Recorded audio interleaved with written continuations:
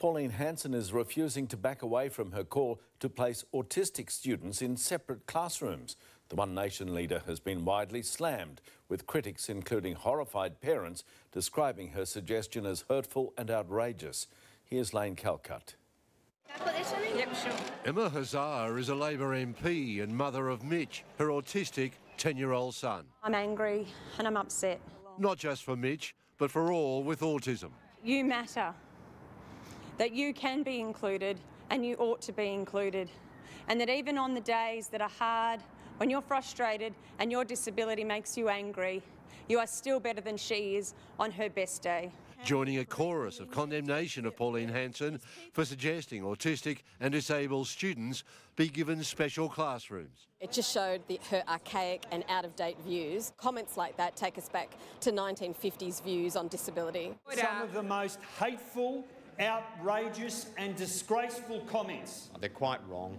They're very misinformed. Pauline Hanson tried to clarify, refused to back down, saying she wants autistic students to get the special attention they need. If I've upset people, if I've upset parents, that was not my intention. To actually go out there and say that I want to stop children from entering classrooms is disgraceful, it is misleading. Why has no one in this government called out her disgusting attack? Labor tried to say the government didn't want to lose Pauline Hanson's support for the education reforms. But the fact is, ministers did speak out, and Labor could have asked the Prime Minister his view during question time. If the crossbench support holds, the legislation should pass the Senate late tonight. Lane Calcutt, 9 News. Pauline Hanson is refusing to back away from her comments suggesting autistic children should be removed from classrooms, despite triggering outrage among community groups and on all sides of politics. She claims to have the support of many students and teachers.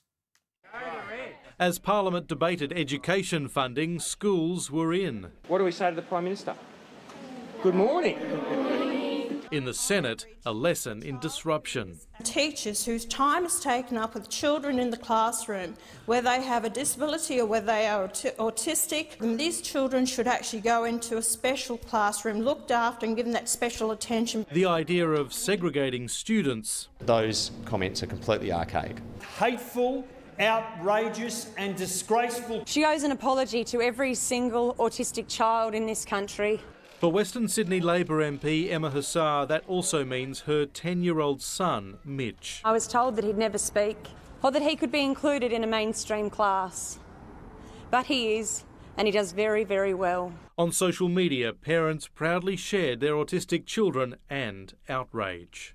These children are our children. They're Australian children. They have every right to be in the education system. Education researcher Kevin Donnelly says class disruption is an issue. It only requires one student to be disruptive for whatever reason, and that adversely affects on all the other students. Leave granted.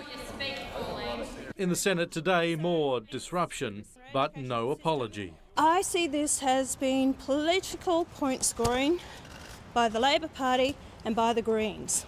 It's vote scoring the government is focused on tonight, with the support of Pauline Hanson and her One Nation MPs crucial in passing its Gonski 2.0 education funding plans.